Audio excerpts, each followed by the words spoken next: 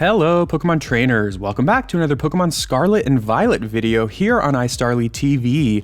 Today I want to talk about the announcement of the next 7-star raid event coming to Pokemon Scarlet and Violet, and it is really exciting to me. Cinderace is coming to Pokemon Scarlet and Violet starting on December 30th. So basically, if you are familiar with the Charizard event that they just did, I think it started towards the end of November and then it came back recently as well. These are the most powerful raids, 7-star raids. You know, they're high level Pokemon. They're like level 100. They have a unique Tera type and they're usually supposed to be really hard, although we did figure out ways to farm the Charizard raids with fairy types in general, but also Fluttermane ended up being a great Pokemon to solo those raids. So I kind of imagine we're going to have a similar case here, but I first want to talk about, before I talk about like strategies for the Cinderace raids, I mainly want to talk about how exciting this is. It seems like the pattern so far, I mean, the games are only a month old and this is only the second 7-star raid event they've done, but it seems like they might be doing, for these 7-star raids, special Pokemon like this. Pokemon that do not like officially appear in Pokemon Scarlet and Violet, but Pokemon that are kind of in the game code and that we can use in the game. So these Cinderace raids, these Cinderaces, these Cinderaces will be catchable, but only once, similar to the Charizard raid. So if you did the Charizard raid, you know that it was a 7-star raid. You could do multiple Charizard raids, but you could only catch it one time. Every time you did a 7-star Charizard raid after that, you would not be able to catch it, but you would still get the rewards. And there were some really good rewards. So this Cinderace is still going to have the Mightiest Mark, which is cool. Personally, I like that. And it will be a Fighting Tera Type. So they will always be Fighting Tera Type, presumably always level 100. Presumably, it will also have its hidden ability Libero, which is basically Protean. So basically, when Cinderace uses a move, it will change to that type. They did nerf Libero, I don't know how you say it, and Protean pretty recently in this generation as well, though. And so it used to be the case where when a Pokemon with Protean or Libero would use a move, they would change to the type, right? So if my Cinderace uses Bounce, it would change to a Flying type. And then if it uses Sucker Punch, it would change to a Dark type. And then if it uses Pyro Ball, it would be a Fire type. But they made the change recently where Pokemon with these abilities will only have their type changed once per time they switch in. So for example, if I send in my Cinderace and I use Sucker Punch, I'll become a Dark type. And then if I use Pyro Ball, I will still be a Dark type. And then if my Cinderace switches out and switches back in, then I can change my type again. However, given that these raid Pokemon do not switch out or anything, I kind of wonder how that's going to work. Whether they'll make it like old Libero, where no matter what move Cinderace uses, you know, it'll change. Maybe they'll cheat the rules because this is a 7-star raid. Or if Cinderace uses Sucker Punch at the beginning of the battle and it becomes a Dark type, if it'll stay a Dark type for the remainder of the battle. But I guess that also kind of doesn't matter because I would guess the Tera type also like supersedes all of that. So the fact that it's a Fighting Tera type, I'm guessing maybe it'll just stay a Fighting type for the rest of the battle, for the entirety of the battle. So either way, this is really exciting to me because for the entirety of Sword and Shield's existence, I was always hoping that they would do raid events with the Galarian starters, so that, because this is something that I personally care about, and I think a lot of other people do as well. Not everyone, but a lot of people. It would allow us to catch them in rare Pokeballs, in Pokeballs that you can't normally get them in, because obviously with the Galar starters, you can only ever legally get them in a Pokeball, but by doing a raid event, it lets us catch them in cool Pokeballs like Luxury Ball or Timer Ball or Fast Ball. Those are cool Pokeballs that I think would look good on a Cinderace. Now, unfortunately, the best of all, the Sport Ball, is not currently in Scarlet and Violet. It was in Sword and Shield, but it is not in Scarlet and Violet. So we cannot have a Sports Ball Cinderace, which would probably be the best of all. But otherwise, I like catching it in a Fastball. I think that looks great. I'd like to catch it in a Luxury Ball just because I like catching everything in a Luxury Ball because I love the way it looks. And there's probably other cool Pokeballs where you catch Cinderace. So let me know in the comments what cool Pokeball you're going to catch your 7-star Cinderace in, if at all, if you even care about that. And again, you'll only be able to catch it once per save file, but you will be able to breed it. So you can breed score bunnies and send those out to your friends if you want. And if you catch it in a cool Pokeball and your friend catches it in a different cool Pokeball, you can kind of breed them and trade with each other. So that's kind of cool as well.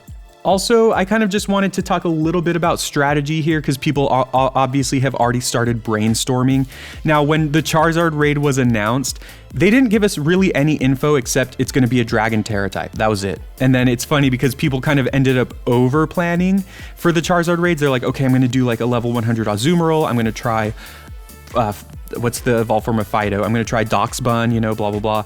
And the reasonings for that were because it was a Dragon Tera type Charizard, so obviously it would have dragon moves, which Fairy is immune to. And then Azumarill is a water type, which resists fire moves, and Doxbun's ability makes it immune to fire moves. So basically, like, people were planning like Pokemon that would like be able to take all of Charizard's attacks. And that ended up working out decently well. You know, obviously Fluttermane ended up being, in my opinion, the best Pokemon for soloing those raids. Now with Cinderace, it's going to be a little bit different because as I've been talking a little bit about, Cinderace is going to be a Fighting Tera type, which means once again, Fairy will be a very good option. However, Cinderace has some really good coverage, at least in Sword and Shield. Cinderace had access to Iron Head, Sucker Punch, Gunk Shot, you know, so moves that would again change its typing, but also could hit Fairy types for super effective damage. So I kind of wonder, and I'm kind of afraid if someone like Fluttermane, despite the fact that Fluttermane can obviously do a ton of damage to Cinderace, given that, you know, Fairy is super effective against fighting, I think Cinderace might be able to kill Fluttermane, right? Because I think they do try to give these raid Pokemon, these raid bosses, good coverage so that, you know, you can't just choose one Pokemon and just like completely take hits from them the entire battle. They want to make it somewhat of a challenge. And Cinderace has better coverage than Charizard. Charizard only had, you know, fire moves, dragon moves, and then it had Hurricane, which was not super accurate. And then it also had access to Focus Blast, which was also not super accurate, but also Fairy types also resist that. And I think Cinderace just has better coverage than Charizard. So, and it's a physical attacker as well. So you want to bring Pokemon with higher defense rather than higher special defense this time. I think that's fun though, that they're keeping us on our toes with this.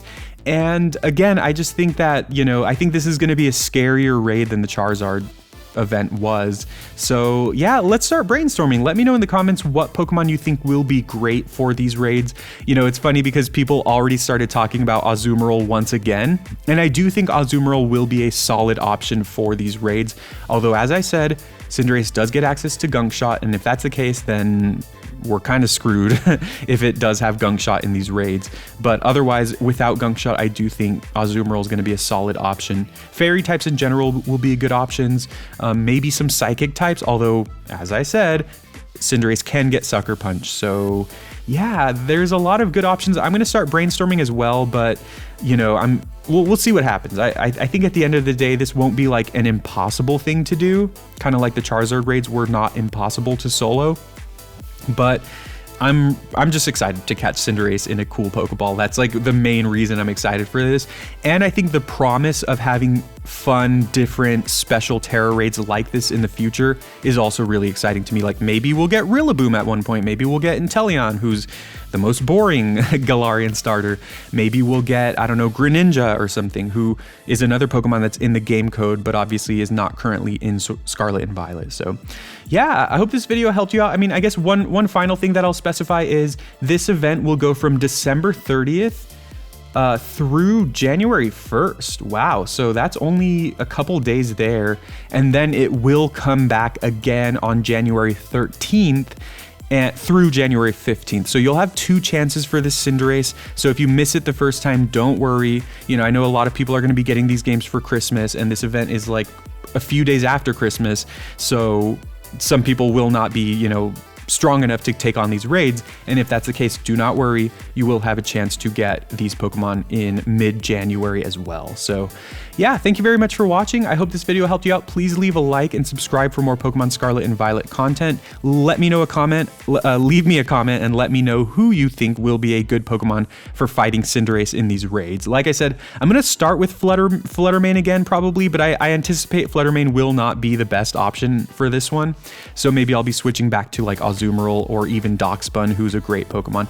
And personally, I'm talking more about soloing the raids. Obviously, if you're playing with friends, you know, there's a lot more strategy involved. You can run Pokemon that support, like Grimmsnarl, for example, to support your whole team. But for me, since I'll be soloing them, you know, I'm looking at it a little differently. So have a great day, everyone. I'm really excited for these raids in a few days, and yeah, let me know also again which Pokeball you'll be catching your Cinderace in.